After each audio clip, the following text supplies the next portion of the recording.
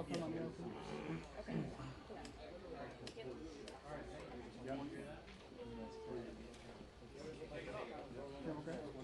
Mary's about to be here. We're good. We're good. In the air.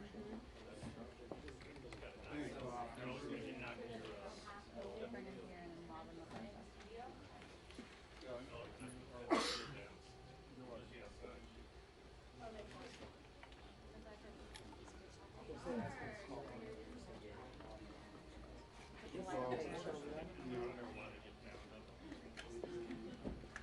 We're not gonna have time to slide him in. It's like they're gonna come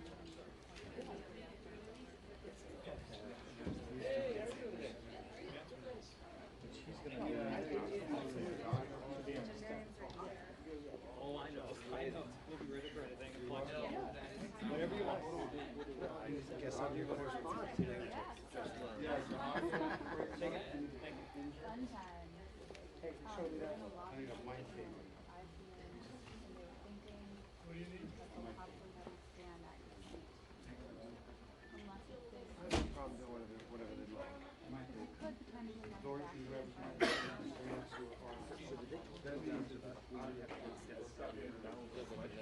They didn't talk to you guys? Well, no, I mean, they have the 323. I'm gonna go try to print up our copies for you. So they George and Tim. Shannon, Dallas, right? Whatever you like. Hey, I'm here with Ty. Oh, okay. So you'll get it. I'm here with Michael Close and then with yeah.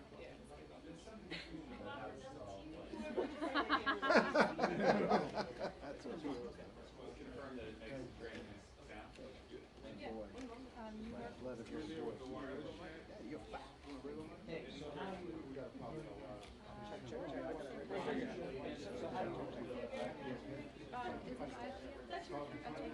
Where am I going? 4, 5, 6, 7, 8, 10. When I get there, first try to drag you. No worries. Can I do that? Show me the sign seat and Thanks, Coach Charles. Yeah, I got you.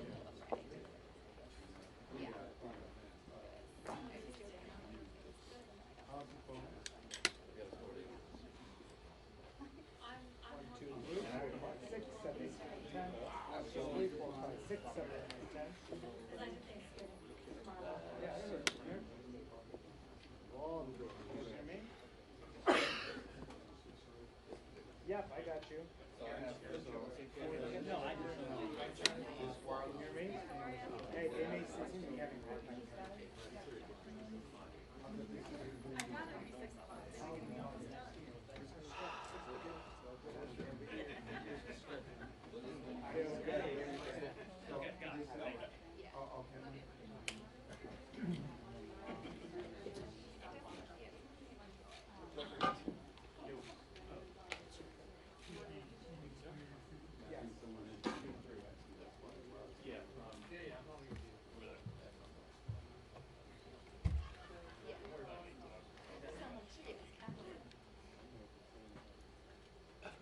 got it.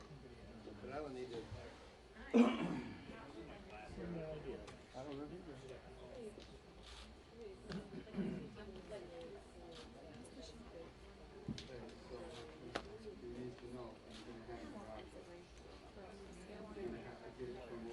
Doable?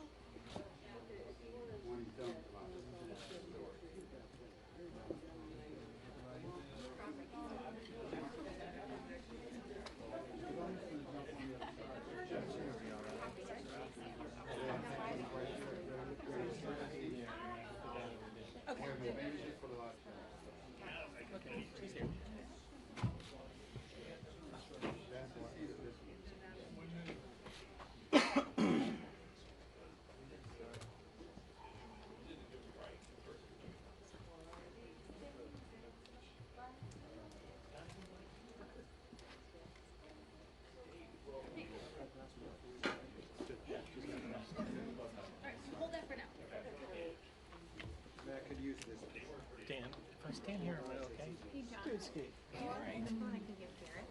A what? Like, you know, I get more money.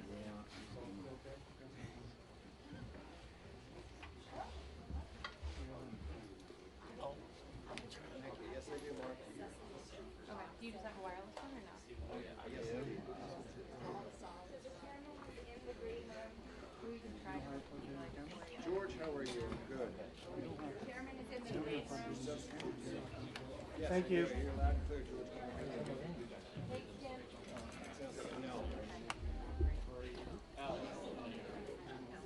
I'm Yes, working on George, I it. hear Hold you. it for now.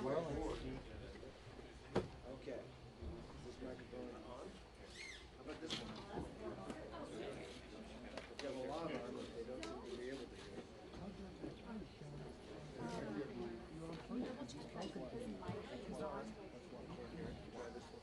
How's that? Is that better? 1, 2, 3. 1, 2, 3, 4. Well, Jeff was trying to lay out two cases. One is conduct by the president, laying out The mob is on. what happened. They The can't president was pushing, dealing with Ukraine policy, pushing the investigation into political rivals. At the same time as that vital aid to Ukraine had been withheld, at the same time as that meeting with the Ukraine president and President Trump had been delayed. Also at the same time, obstruction of Congress. The Democrats try to make it very clear what they say is unprecedented stonewalling by this president, and making clear that they expect articles of impeachment will likely be drafted based on this report.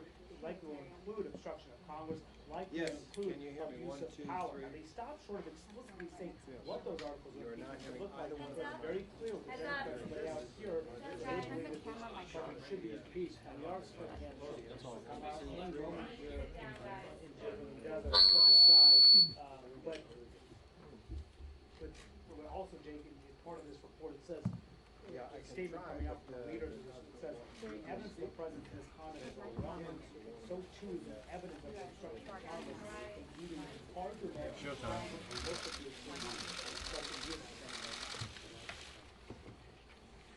Good afternoon.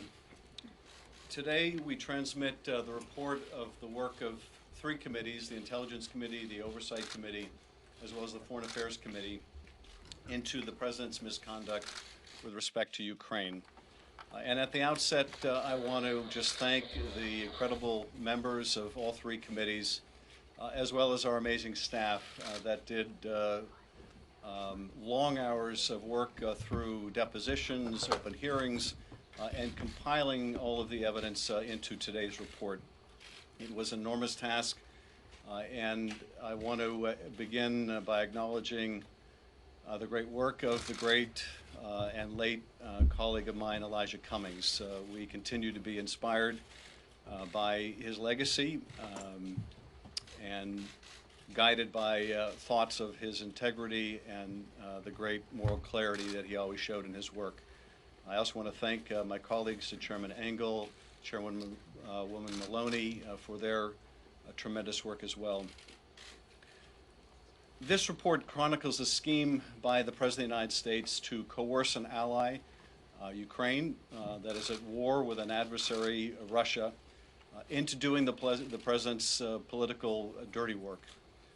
It involves a scheme in which Donald Trump withheld official acts, a White House meeting, as well as hundreds of millions of dollars of needed military assistance in order to compel that power to deliver two investigations that he believed would assist his re-election campaign.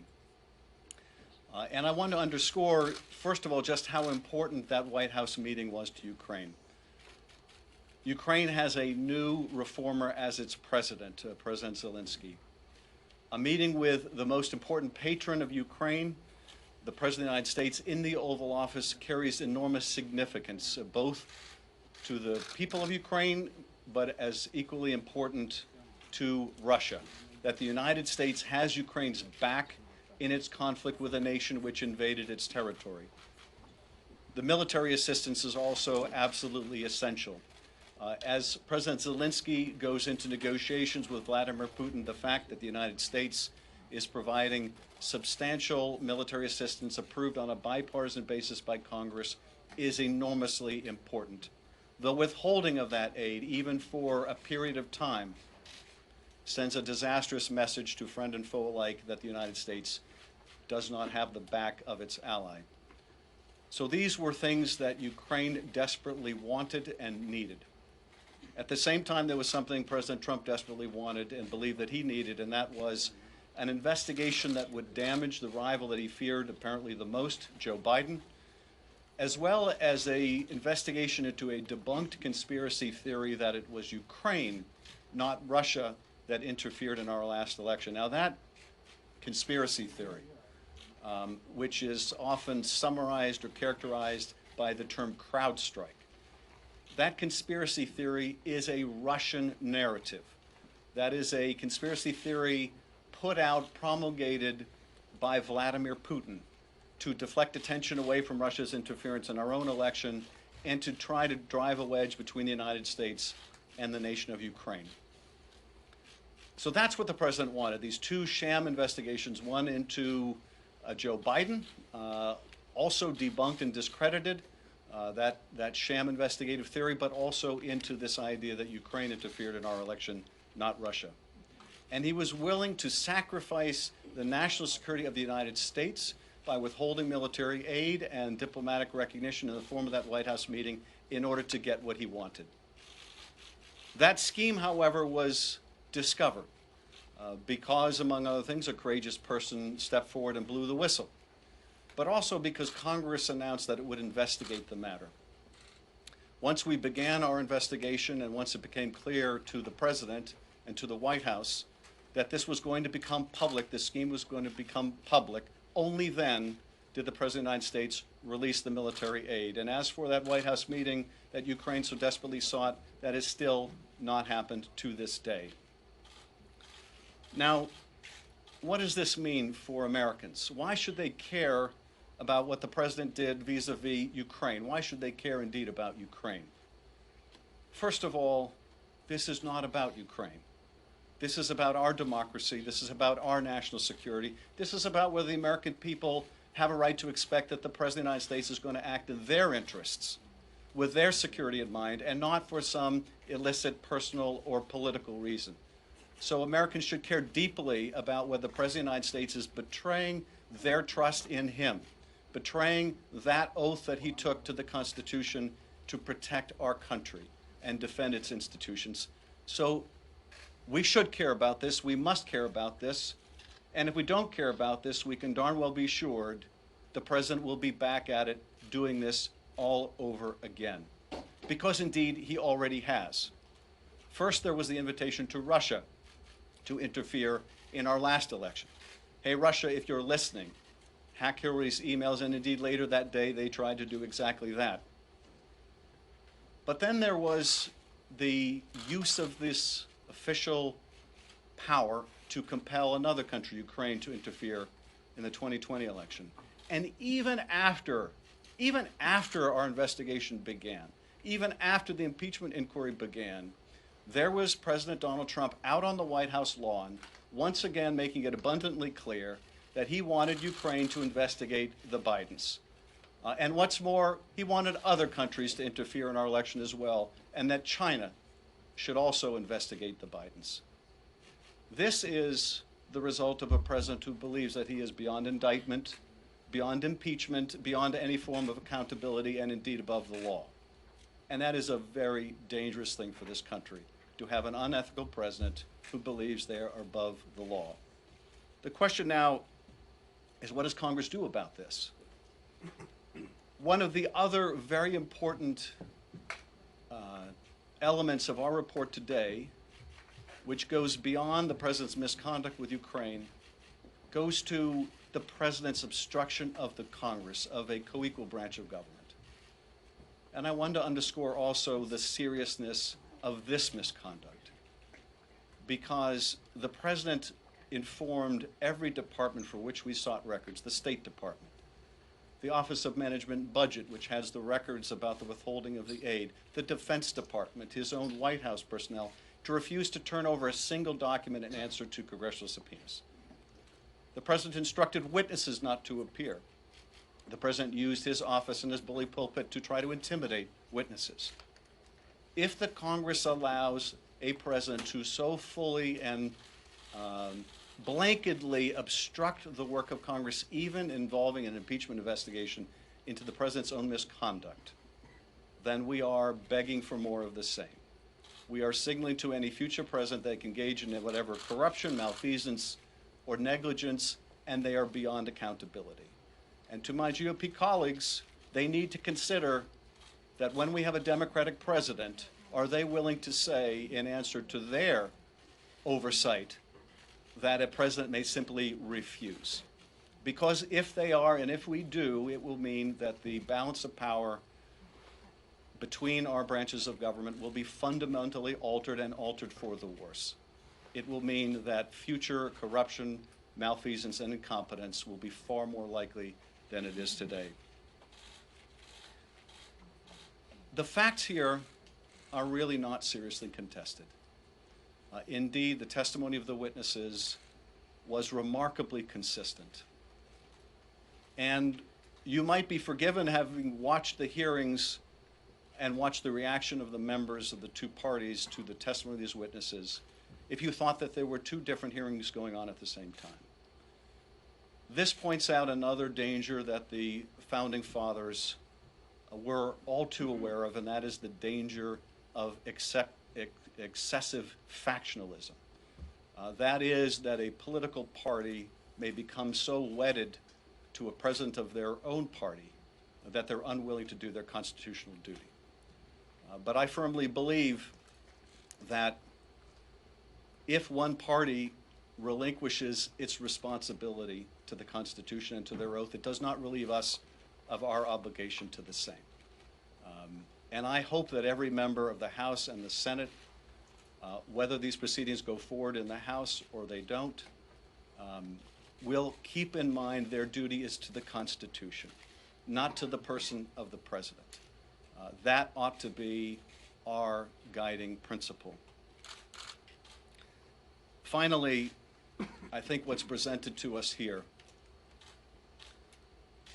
is really so aptly summed up in what the president's own chief of staff had to say when he informed the country that, yes, indeed, they had withheld military aid to get this political investigation.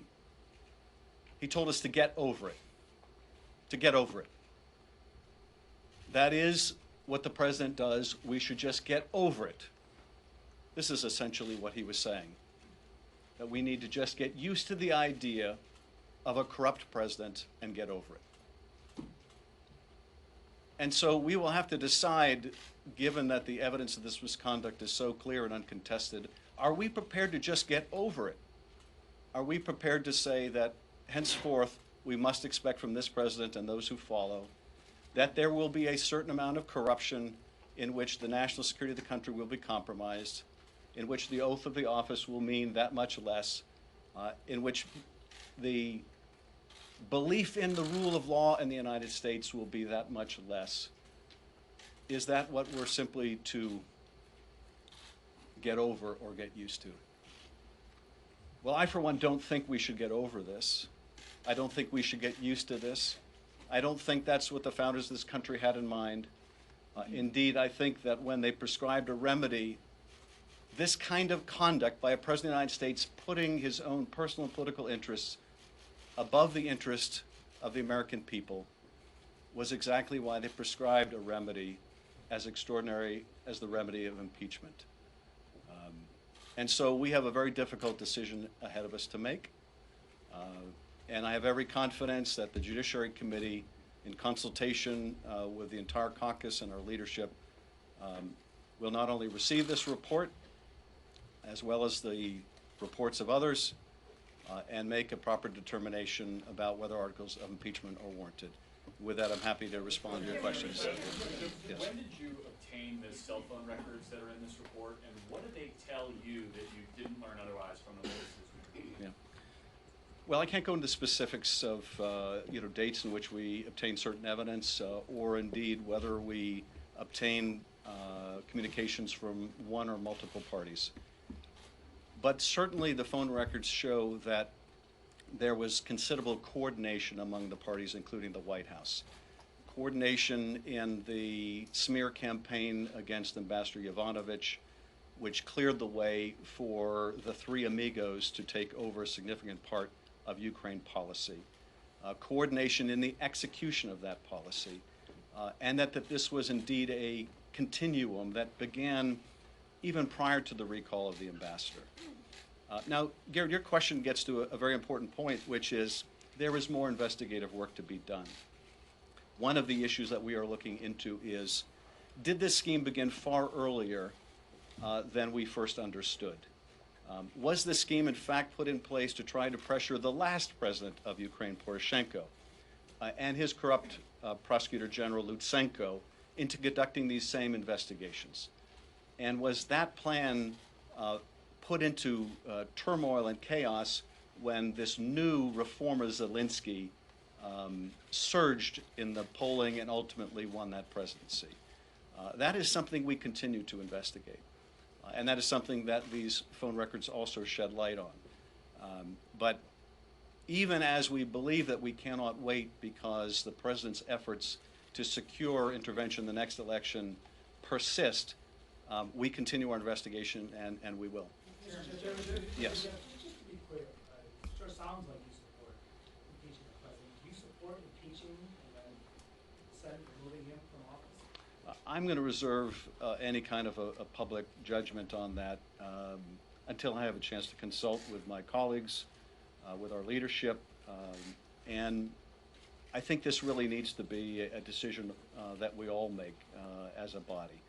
So I'm going to continue to reserve judgment, but as you can tell, I am gravely concerned that if we merely accept this, that we invite not only further corruption of our elections by this president, but we also invite it of the next president. So I am keenly aware of the significance of the precedent we set in whatever direction we move. And I'm also very strongly guided by the fact that one of the seminal moments in this scheme took place the day after Bob Mueller testified. The day after Donald Trump thought that the last investigation was over, he began the next significant step in a new course of misconduct.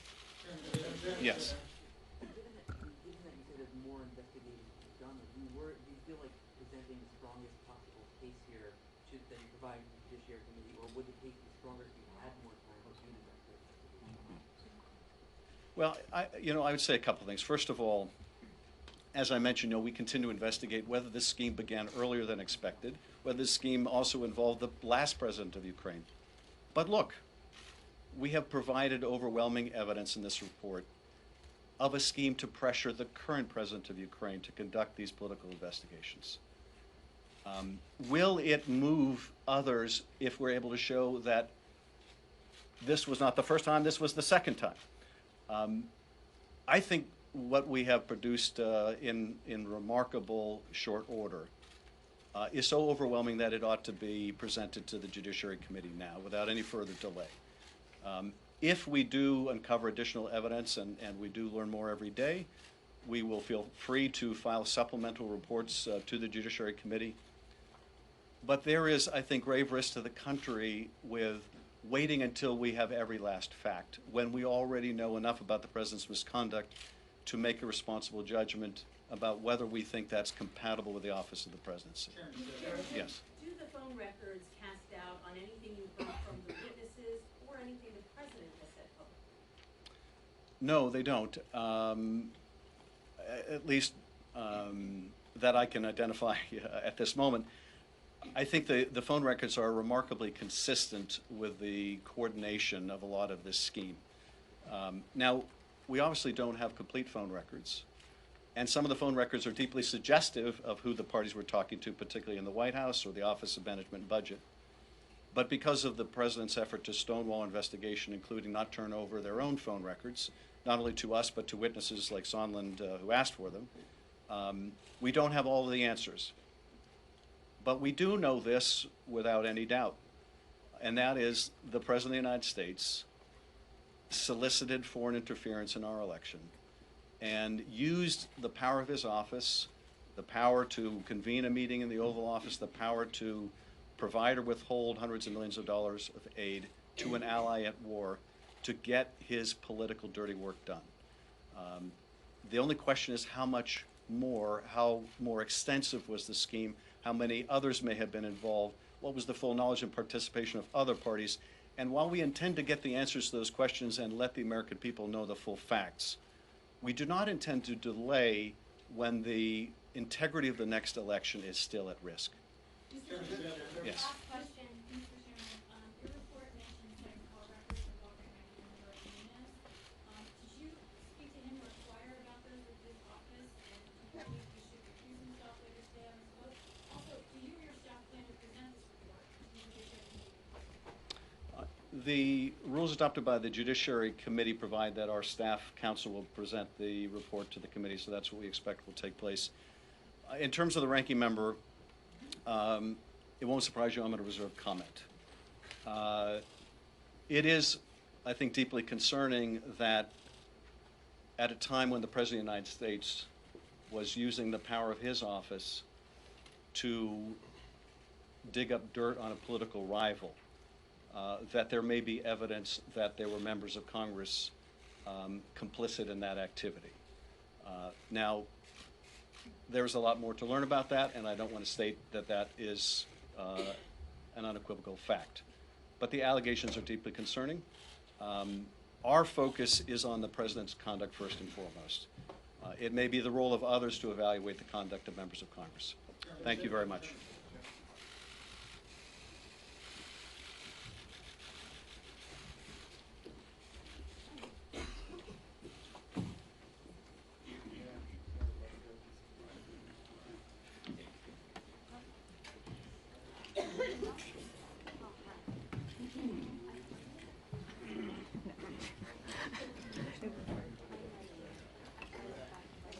Thank you. Oh, it's okay. They added the GOP in 6, so I used it. Okay. That's fine. Okay, yeah, it just changed. Originally it's a skip, and now it's in here.